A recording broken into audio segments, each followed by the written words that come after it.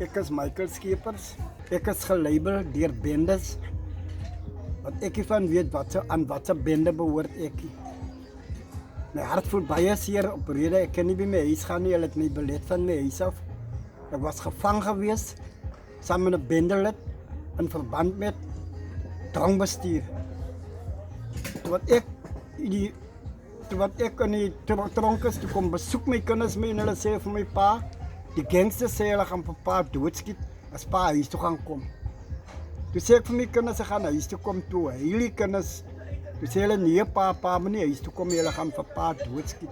Op die voorwaarde kan ek nie by my huis kom nie. En ek weet vir 'n feit, en die Here weet vir 'n feit, ek is nie 'n bendelid nie. Nou bleek maar by Cavendale Sportsveld. En ek bly gelukkig daarso.